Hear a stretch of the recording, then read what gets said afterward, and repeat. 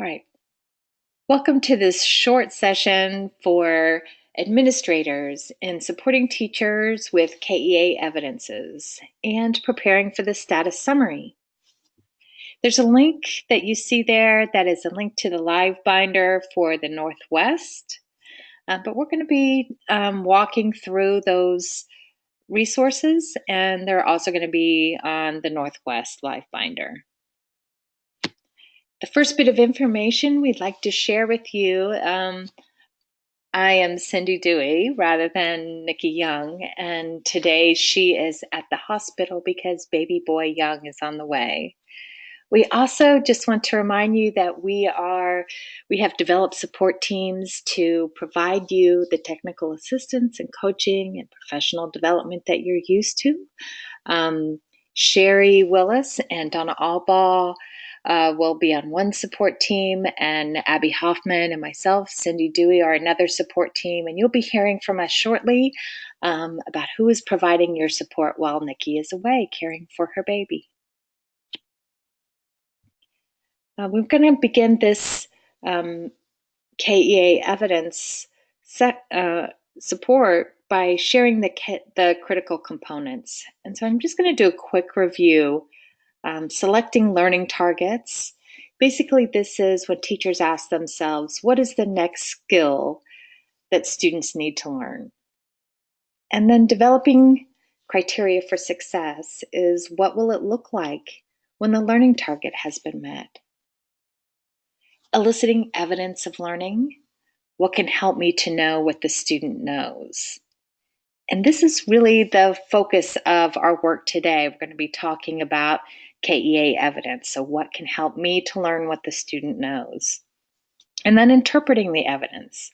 What do the evidence of learning tell me about the student? This is also part of what we're going to be talking about today. So how do I know what kids know? And then what does that tell me?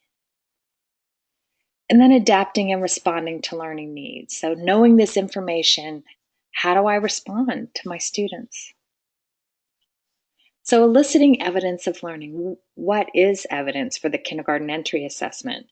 It's your documentation of what you observe students doing. So when you're supporting teachers, how are they documenting? They might be taking pictures or videos and making observational notes. So we have a couple of resources that are posted on the Northwest Live Binder. One of them is a newsletter. I'm just going to take you there now so you can see what it looks like. This KEA evidence support document or newsletter talks about observing students. What are the effective practices for observing students? Here, this I think is just really important to share with teachers. There are examples here of observational notes, and then how those notes match up to the construct progressions. And then it gives some do's about writing observational notes. So what are really defining what good observational notes look like? Sort of just the facts, right? What you see and hear.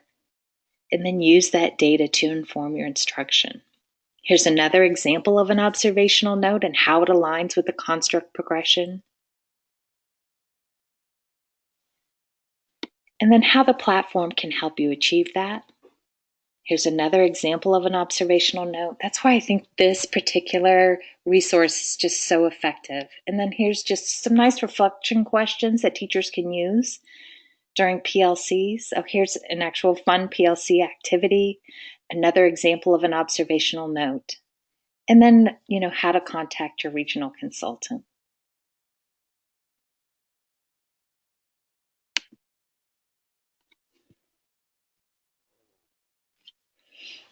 Here's the next resource that we wanted to share. This one for KEA administrators in particular when it comes to status summary time. I'm going to take you right to it. So here we just have some questions that you can use to ask your teachers.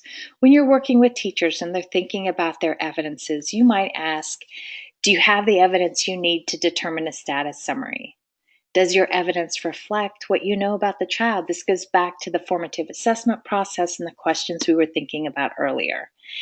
And then we just have these color-coded questions you can ask, and they're matched up to this particular evidence piece at the bottom. So does your observational note, let's just look at the red, for example. Does your observational note include the context of the observation? So here it says Patrick was at the Arts Center. That tells us the context. And then let's skip to maybe this green part here. Is your observational note matched to a skill step? Here it says without recounting the markers, and we know that's a particular skill set along the construct progression. And then here at the bottom, have you removed language that sort of is your opinion or has some assumptions or judgment? And so here, when we talk about what Patrick is enjoying, that's not something that's observable. So make sure that those kinds of things are observed in a good observational note. So that's another resource that is part of the work that we're doing.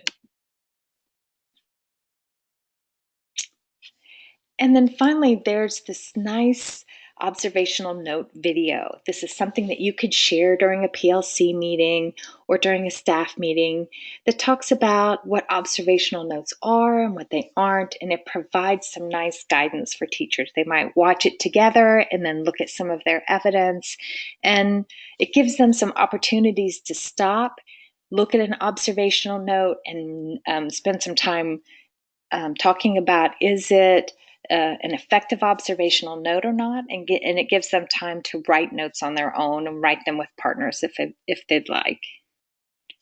And so those are the new resources we have around eliciting evidence as part of the formative assessment process. And they can all be found on the Live Binder, on the Northwest Live Binder.